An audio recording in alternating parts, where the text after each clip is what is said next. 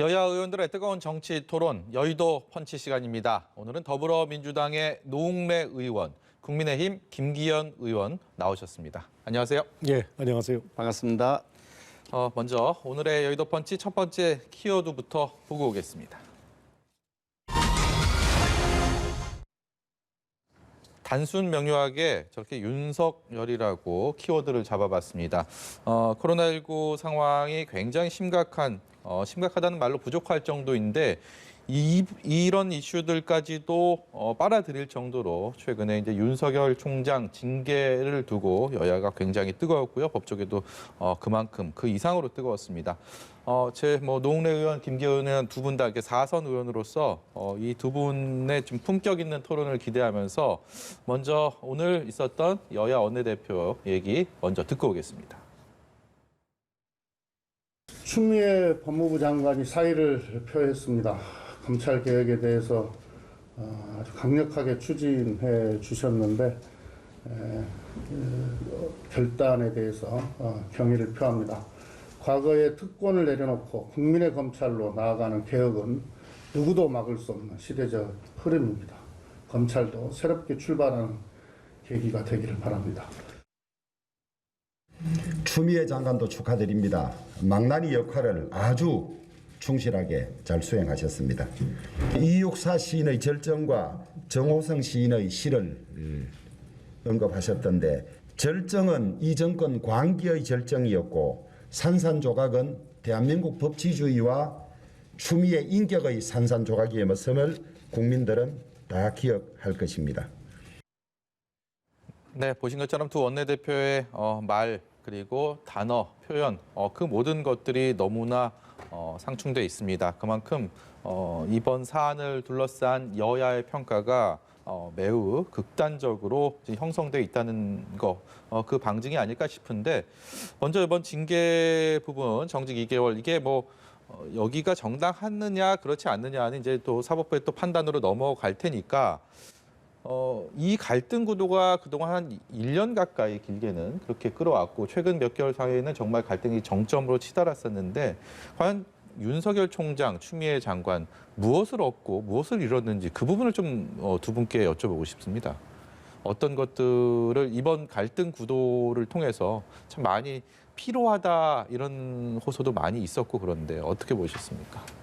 예, 이게 검찰 개혁을 둘러싸고 우리 추미애 장관, 예. 윤석열 총장 간의 마찰 갈등, 이게 지금 두 사람의 감정 싸움처럼 자꾸 또 언론에서 그렇게도 보이게 예. 했지만, 이게 결국 들여다보면 이게 검찰 개혁을 할 거냐, 예. 아니면은 하지 말 거냐. 그래서 이제 검찰은 똘똘 뭉쳐갖고 네. 이거를 저항하고 반발한 거 아닙니까? 예. 그래서 문제의 본질은 이거는 추미애 장관, 네. 그리고 윤석열 총장의 1년 가까운 이러한 갈등과 마찰, 국민 정말 필요하고 정말 짜증나게 하지 않았습니까? 네. 그래서 이제는 더더군다나 이게 이 징계 처분이 이제 대통령의 재가까지 난 마당에 이걸 법적으로 다시 가져가겠다고 네. 한다 그런다면 이거는 사실상 대통령 재가 난 걸 또 법적 대응한다. 그럼 이건 임명권자랑 맞짱 뜨겠다는 거 아닙니까? 네.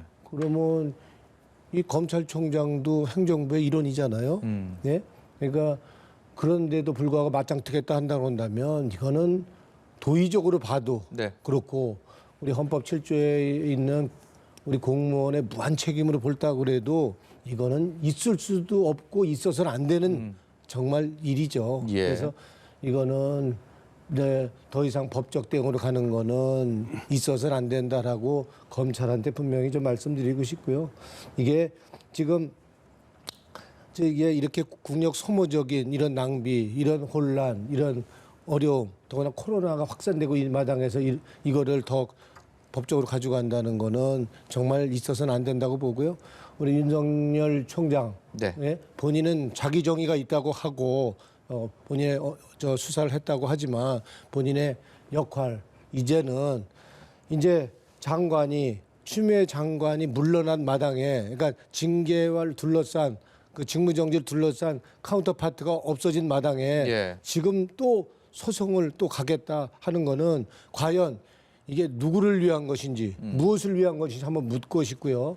이게 그렇다고 그런다면 결국에는 대통령과 맞짱 뜨겠다는 것이고 네. 결국에는 검찰, 이 무소불위의 권력, 민주적 통제 안 받은 검찰 그리고 자기 식구 봐주기 선택적 수사하는 이 검찰의 행태 계속 가져가려고 하는 게 아니냐 하는 것을 국민들에게 확실하게 보여주려고 하는 게 아니냐 하는 점에 있어서 우려가 되는 거고요. 네. 이제 우리 추미애 장관도 이제 공수처법도 개정이 됐고 그리고 1년 가까이 되는 이런 혼란에 대한 책임을 지고 사의를 표명한 만큼 이제 윤석열 총장도 이제 임명권자와 맞짱 뜨려고 하는 예. 이게 국민을 무시하고 부정하는 이런 행태가 아니라 이제는 이제 명예롭게 이제 내려내야 될 때다 이렇게 좀 경고하고 싶습니다. 네, 좀 농래우께서 지금 이 사안 전반에 대한 이런 평가를 해주셨는데 저희가 이 사안마다 조금 나눠서 두 분께 좀 견해를 여쭤볼 테니까 다시 먼저 김기현 의원께 이런 질문을 드리겠습니다. 농래 의원이 지금 뭐 맞짱이라는 표현도 썼고요. 그리고 이 법적 대응이 있어서는 안 된다라는 것을 강조를 했는데 그럼에도 불구하고 윤석열 총장 쪽은 전혀 그런 분위기는 아닌 것 같습니다. 총장 정직은 회복 불가능한 손해다라고 하면서 오늘 중으로 이제 법적 소송에 들어갈 것으로 보입니다. 이 부분에 대해서는 어떤 견해 갖고 계신지 여쭤보겠습니다. 당연히 해야 되는 것이고요. 이 갈등의 구조를 뭐 추윤 갈등이라고 표현하기도 하고 또 대통령과 윤석열 총장의 갈등이라고 표현하는데 그거 틀렸습니다. 그런 예. 갈등이 아닙니다. 대한민국의 민주주의를 지키는 세력하고 민주주의를 짓밟는 세력 사이의 갈등입니다. 권력을 이용해서 권력의 비리를 은폐하고 자신들의 잘못에 대해서는 절대 손 못 대게 하고 죽은 권력에 대해서만 손대게 만드는 그런 형태로 대한민국 사법 시스템을 망가뜨리는 이 비민주적 세력, 반민주적 세력이죠. 비민주도 아니고요. 이런 세력들에 대해서 대한민국의 건전한 사법 시스템이 운용될 수 있도록 지켜야 된다는 세력들이 맞서고 있는 네. 그런 형국인 것이기 때문에 이거를 뭐 추윤 갈등, 뭐 대통령과 윤 총장 갈등 이런 구도로 설정하는 것 자체가 틀려먹었습니다. 네. 이 정권은 처음부터 검찰 개혁이라고 명분을 내세워놓고 뭐 검찰 개혁을 하면 공수처를 만드는 것이 검찰 개혁이라고 그러고 막 그랬지만 알고 보니까 공수처 만들어서 권력 비리 다 은폐하려는 거 아닙니까? 그리고 죽은 권력만 수사하려는 거 아닙니까? 그게 다 들통이 난 거죠. 윤석열 총장이 살아있는 권력을 수사를 하니까 그걸 결국 자른 거란 말이죠. 이런 형태로 잘랐다고 하는 것인데 결국 따지고 보니까 이것이 그 대한민국의 사법 시스템을 망가뜨리는 것이기 때문에 윤석열 총장은 저항하고 있는 것이고 네. 우리는 그에 대해서 당연히 그렇게 하면 안 된다. 어떤 경우에도 삼권 분립은 지켜져야 되는데 지금 좀 전에 말씀하신 대통령에 맞짱 뜨는 것이냐 이렇게 말씀하시는데 이게 짜여진 시나리오에서 진행되고 있다. 아, 윤석열 총장을 이렇게 정직시키고 추 장관이 그만두고 난 다음에 대통령에게 맞짱 뜨는 것이냐 이런 식으로 미리 시나리오를 다 짜놓은 것이다. 그렇게 저는 보는데 왜냐하면 여권이 한꺼번에 쫙 똑같은 방향으로 밀고 나왔거든요. 네. 그런데 이 문제는 아까 말씀드린 것처럼 윤석열 총장이 개인적으로 선택할 수 있는 문제가 아닙니다. 자신의 개인적 입지에 관한 문제가 아니고 자기가 여기에서 제대로 된 법적 대응을 안 한다는 것은 대한민국의 사법 시스템을 포기하겠다는 것이기 때문에 역사적 예. 죄인이 되는 겁니다. 당연히 예. 그에 대한 대응을 해야 되는 것이죠. 예, 징계 처분 취소 소송 그리고 집행 정지 신청 이 두 가지를 신청할 것으로 보이는데 법원이 과연 이번에는 누구 손을 들어줄까 이 부분에 대해서 관심이 쏠릴 수밖에 없습니다. 이 법원의 결정에 따라서 미치는 여파가 워낙 크기 때문에 비교적 낮은 징계 수위라는 평가가 좀 지배적인 것 같습니다. 파면이나 해임에 비해서는 그렇기 때문에 이게 법원에서 과연 회복할 수 있는 손해로 보느냐 그렇지 않은 것으로 보느냐가 굉장히 큰 관건일 것 같은데요. 두 분께 차례로 이 부분에 대해서는 어떻게 전망을 하시는지 여쭤보겠습니다. 그러게 가처분의 뭐 인용은 사실상 이건 법원의 영역 아닙니까? 네. 그래서 이건 섣불리 예단을 하거나 언급을 하는 게 자칫하다가는 이게 부당한 영향력 행사로 비춰질 수가 있겠죠. 있는 예. 부분이죠. 그래서 이거는 뭐 예단하기는 어려울 거고요. 적어도 이 사건은 이게 만약에 가처분도 뭐 해갖고 지금 심판까지 법적 대응까지 간다 그런다면 정말 불행한 것 중에 가장 불행한 일이 된다고 보는 거고요. 예. 이 검찰은 계속 우리 또 김기현 의원님도 말씀하셨지만 살아있는 권력을 수사했다는 이유 때문에 이렇게 지금 압박하는 거 아니냐 이런데 살아있는 권력을 수사한 게 아니고 살아있는 권력인 검찰이 지금 수사를 검찰이 살아있는 권력이다. 권력이 네. 살아있는 권력이라는 검찰이 선택적인 수사를 하고 선택적인 정의에 의해서 선택적인 수사를 하는 게 문제다.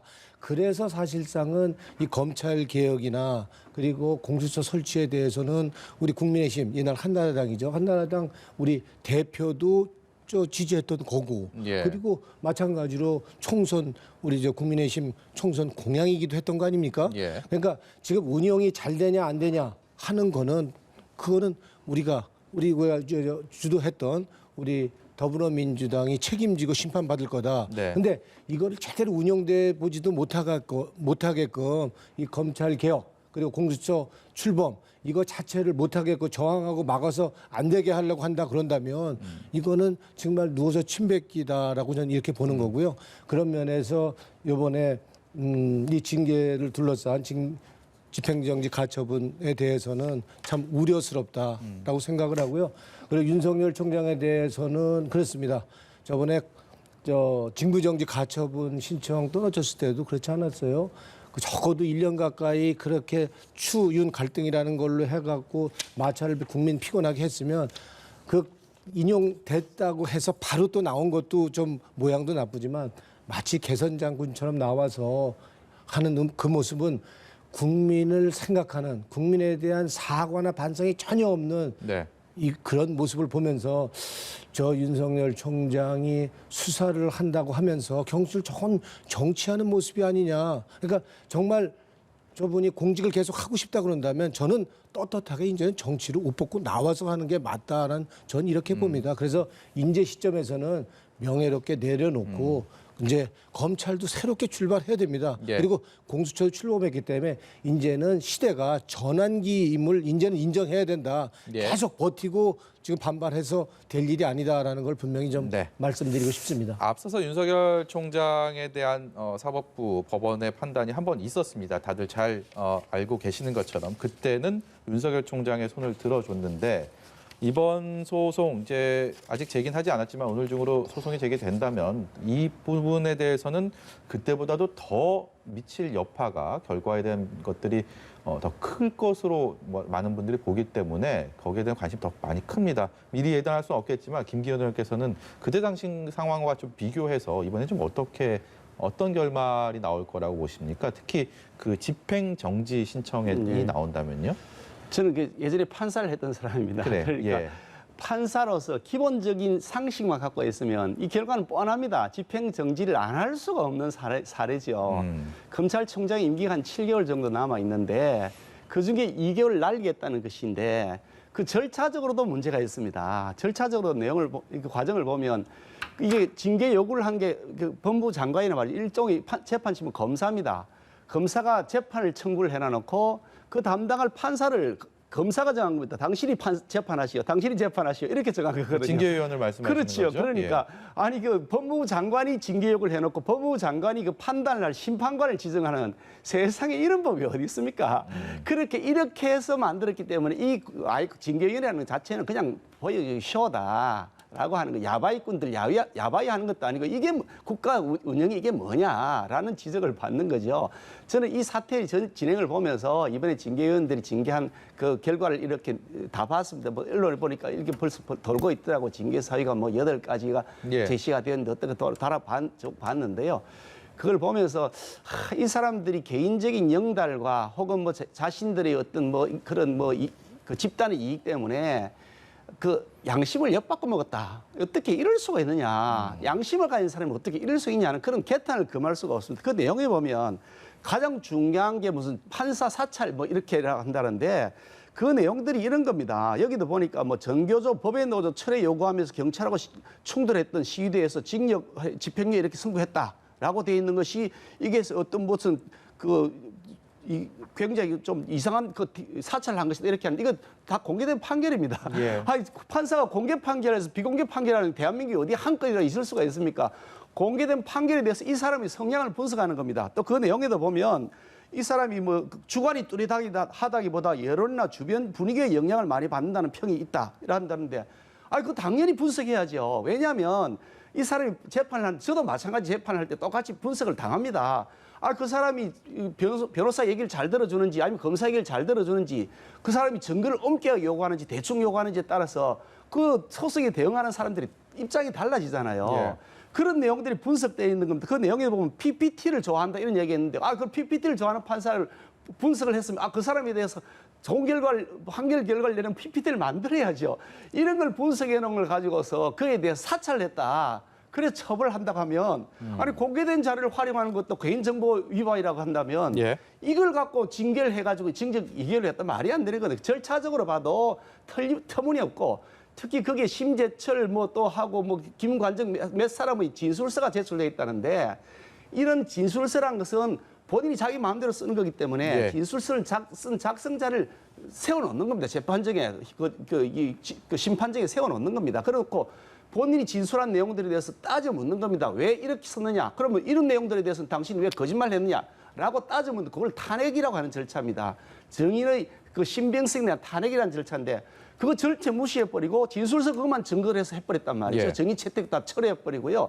바로 한층 그 위에 있다고 하는데 한층 위에 있는 사람 내려오라고 하면 될 걸 안 나온다고 해서 철회해버리고 이런 절차가 어디 있습니까? 예. 자기 유리한 것만 딱 쓰는 진술서 가지고 재판한다 그러면 아니 그러면 재판이 필요 없죠. 서류만 내고 심사해버리죠. 예, 이 만약에 사법부에서 이 집행정지 신청이 들어왔을 때 여기에 대해서 인용을 한다면 참 상황이 복잡해지겠지만 만약 기각이 된다면요. 윤석열 총장에게는 2달의 시간이 공백으로 남을 겁니다. 그 사이에 이 2달의 사이에 사정당국이 과연 어떻게 변할지도 저희가 좀 미리 좀 논의를 해보고 싶은데 여기에 대해서도 여야의 견해가 많이 갈리기 때문에 이 2달 사이에 2달의 정직 기간 사이에 과연 공수처장이 선임될 것이고요. 그리고 공수처가 출범될 가능성이 굉장히 높고요. 또 한 가지는 그 사이에 또 공수처가 첫 수사를 시작할 가능성도 점쳐집니다.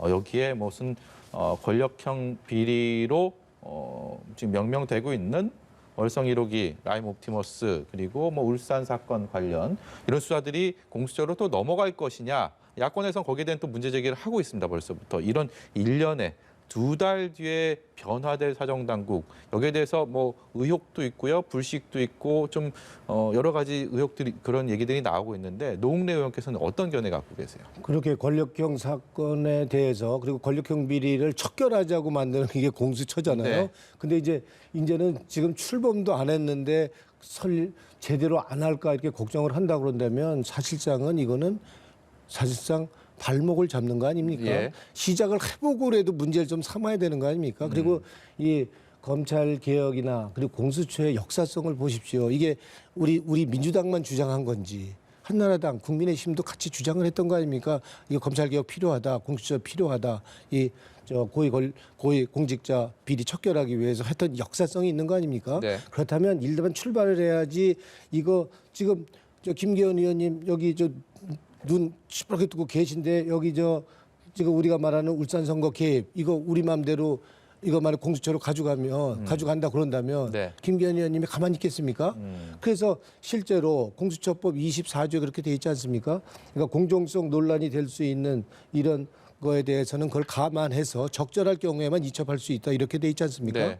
그렇다 그런다면 지금 검찰과 이해관계가 있는 거 이해 당사자일 경우에 그런 건 공수처에서 해야 되지 지금 자기 편들어 자기 식구 감싸기 수사를 하고 있으니까 네. 그런 건 당연히 공수처에 해야 되지 않겠습니까? 그 우리의 시선은 예? 그 네. 과정에서 충분한 협의가 있을 것이냐 아니면 뭐 일방적인 결정이 나올 것이냐 이 부분도 많이 제기가 되거든요. 그러니까 그걸 지금 공수처가 출범하는 과정에서 그 논의는 되겠죠. 네. 근데 그 부분에 대해서 우리가 비토권이라는 게 처음에 있었지 않습니까? 네. 근데 비토권이라는 거는 더 공정하고 중립적인 사람 공수처장을 임명하기 위한 비토권이야지 그 공수처 출범을 가로막기 원천 봉쇄하기 위한 그게 비토권이라고 그런다면 그거는 운영을 하고 책임을 지고 심판을 받아라고 해야 될 건데 시작을 못하게 한다 그런다면 그건 실질적인 비토권이라기보다는 이거는 그냥 못하게 원천 봉쇄하는 비토권이다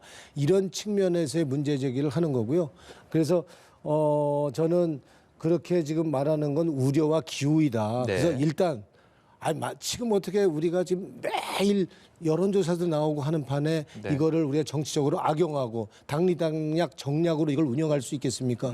그것 한번 지켜봐 주시고 네. 우리가 코로나 전국이 확대되고 있는 망에서 자꾸 불안 부추기지 않아야 되는 것처럼 이것도 여야가 공히 한번 해야 된다라고 해서 김대중 대통령이나 노무현 대통령이 의지가 없어서 이거 검찰 개혁 안 하고 공수처 안 했습니까? 예. 그만큼 절대 권력화돼 있는 이 검찰 무소불위의 권력 이제는 정말 민주적인 통제할 수 있는 검찰이 되도록 하자 하는 측면에서 시작을 해보려고 하니까 일단 시작하고 예. 민주당이 잘못한 거 있다 그런다면 심판도 해주시고 예. 평가도 해주십사 이렇게 한번 네. 부탁하고 싶습니다. 김기현 의원께서 어떻게 보고 계십니까? 우선 공수처 필요성 말씀하셨는데 공수처라는 것은 검찰 개혁의 핵심이 아닙니다. 검찰 개혁의 핵심은 검찰이 정치적 중립성을 보장하도록 하는 것이 있는데 공수처는 정치적 예속성을 훨씬 강화시켜 놓은 겁니다. 우리가 예전에 추진했던 저는 거기에 대해서 반대했던 입장입니다만은 우리 당 일각에 추진했던 공수처는 지금처럼 대통령이 마음대로 임명하는 거 절대로 아닙니다. 그렇게 하는 방식이 아니고 이런 식으로 대통령이 마음에 드는 사람 마음대로 임명해갖고 내 부하 직원도 시켜서 하듯이 하면 안 되죠. 거기다 기소권 안 줍니다. 지금 기소권까지 가지고 있거든요. 아니 자기 마음대로 괴물을 만들어 놓은 거다. 현재의 검찰보다 훨씬 더 강력한 괴물을 하나 만들어 놓은 거죠. 그걸 대통령 직속으로 지금 만들어 놓은 거죠. 그러니까 이런 형태로 해서 만드는 공수처는 절대로 안 된다는 것이 저희들이 확신한 입장이고요. 좀 전에 아까 우리가 비토권을 과도하게 행사했다는 천만의 말씀입니다. 제가 확인해 보니 우리 당에 추천한 2명의 위원이 계셨습니다만 그 추천위원들이 오히려 대법원에서 혹은 법원 변호에서 추천한 분들에 동의를 했답니다. 근데 여권에서 비토를 해서 안 되는 거죠. 여권은 자기 마음에 드는 말랑말랑하는 사람을 해야 되는데 왜 다른 사람을 하느냐 이렇게 생각했던 것이라고 추측할 수가 있는 거죠. 그래서 저희들이 객관적인 사람을 하겠다. 현 권력 하에서 고위직을 한 사람까지 받아들이겠다 공개적으로 얘기를 했는데도 지금까지 안 받아들이고 있는 거죠. 네. 나아가서 이제 지금 좀 전에 이제 지금 현재 논란되는 거 월성원전, 울산 선거 개입 사건, 라임 옵티머스 사건 이런 것들이 권력형 비리로 지금 대두되고 있는데 이런 사건들을 공수처로 가져갈 것이 거의 100% 명확합니다. 왜냐하면 그 권한을 공수처에 줘놨습니다. 달라 그러면 무조건 줘야 되게 돼 있습니다. 예. 주고 말고를 밑에 검찰청이나 이런 데서 선택할 수 있는 권한이 없습니다. 그러니까 아예 빼앗아갈 것이 명확한데 왜 그걸 명확하다고 하느냐. 이 수사를 하고 있던 수사팀을 추미애 장관이 들어와서 전부 해체시켰습니다. 이 사건 수사하던 울산 사건 수사하던 팀들 총선 후에 수사를 재개하겠다 그랬는데 지금 전부 다 해체시켰습니다. 월성원전 사건 그것도 지금 압력을 계속 넣고 있지 않습니까? 그래서 좀 있으면 아마 인사이되고 하면서 또 해체시킬 것 같아 보입니다. 예. 라임 옵티머스 사건 그것 결국 수사팀 해체시키고 검사장 다 바뀌고 다 했지 않습니까?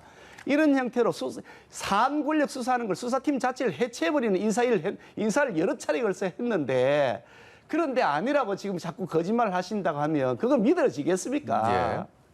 예.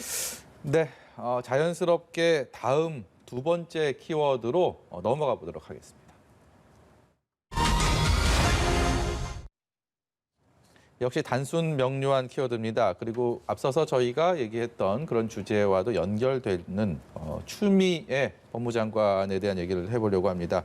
추 장관은 대통령에게 윤 총장 징계위 결정에 대한 재가를 요청했고 대통령이 거기에 대해서 허락을 했습니다. 추 장관이 그리고 나서 사의 표명을 했단 말입니다. 오늘은 이제 연가 휴가를 내고 좀 여러 가지 생각에 잠겨 있을 것 같은데 대통령이 숙고를 하겠다라고 한 상황, 이 사표가 수리될지 아닐지는 아직 결정이 되지 않아서 예단할 수는 없겠지만 현재까지의 상황, 그러니까 추미애 장관이 올 초 취임한 이후에 정말 1년 가까운 시간 동안 언론의 집중 조명을 받으면서 참 많은 화제를 몰고 다녔습니다. 추 장관의 이번 사의 표명이 사실상 경질이다라는 주장도 있고요. 반면에 검찰 개혁에 초석을 닫고 이른바 명예로운 퇴진을 스스로 결단했다라는 평가도 있습니다. 추미애 장관의 지난 1년, 특히 어제 사의 표명한 이후 지금까지에 대해서는 어떻게 평가하시는지 두 분께 여쭤보겠습니다.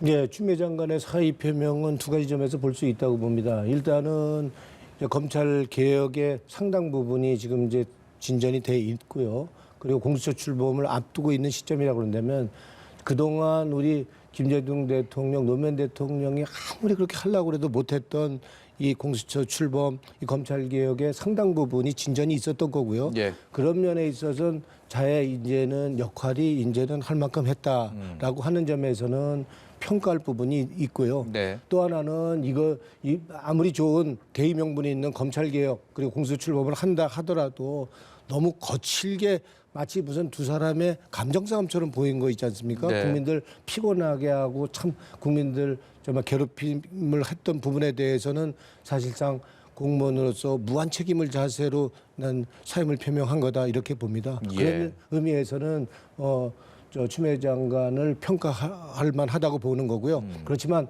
너무 거칠게 그러니까 아무리 대의 명분 있는 검찰 개혁이나 공수처 출범이라 하더라도 그 목표를 위해서 너무 거칠게 싸움하는 식으로 갈등을 빚게 한 것은 그거는 뭐 본인이 그런 부분에 대해서는 책임을 자세를 보인 거다 하는 예. 게 이번 의미라고 이번 사일 표명한 의미라고 보고요. 예. 결국에는 추미애 장관도 얘기한 것처럼 본인의 진정성은 본인의 뜻은 오직 우리 김대중 노무현 대통령 그리고 우리 국민의힘의 대표 그리고 당에서 하려고 했던 것처럼 고위 공직자 비리 척결하기 위한 검찰 개혁 그리고 예. 공수처 출범하는 역할을 하는 것이 내 목적이었다, 내 뜻이다라는 그 뜻에 난 담겨 있다고 봅니다. 예.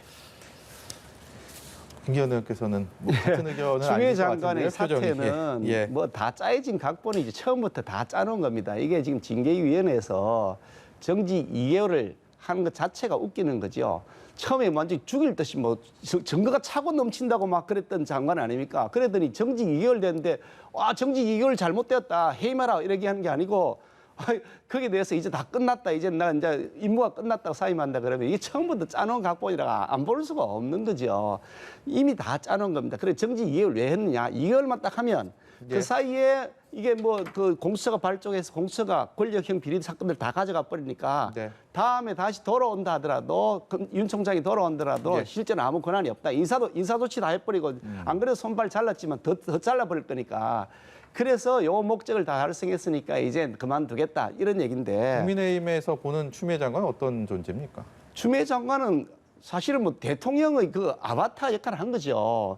어찌 보면 대통령께서 좀 그 정정당당하지 못합니다. 일국의 지도자신데 아니 그러면 추미애 장관과 윤석열을 불러놓고 사정은 이렇다. 대통령도 입장이 좀 난처하니까 어떻게 하자라고 권유를 하시든지 해야지 입도 뻥긋 안 하시고 대통령이 어디 숨었냐고 아무리 얘기해서도 한 말씀도 안 하시다가 추미애 장관이 그만두니까 결단을 높이 평가한다. 뭐 짜여진 각본인데 결단을 높이 평가할 뭐 있습니까? 해놓은 대로 하는 건데 저는 이 결단을 높이 평가한다고 하는 얘기를 들으면서 제가 느꼈던 건 두 가지가 있는데 하나는 추미애 장관을 사퇴시킨다고 하면서 윤 청장 들어 사퇴하라고 하는구나. 네. 추미애 장관 사퇴 수리도 안 했습니다. 사퇴 수리를 그러면 지금이라도 하시든지 수리도 하지 않으시면서 그렇게 해서 윤 청장 들어 사퇴하라고 요구하는 거 하나고 또 두 번째가 굉장히 중요하다고 보는데 법원에게 가이드라인을 주는 것이라고 봅니다. 법원에서 직무집행 정지 그걸 하면 정지 2개월 했지 않았습니까? 정지 2개월 한 처분에 대해서 집행 정지 가처분 그거 받아들이면 안 된다.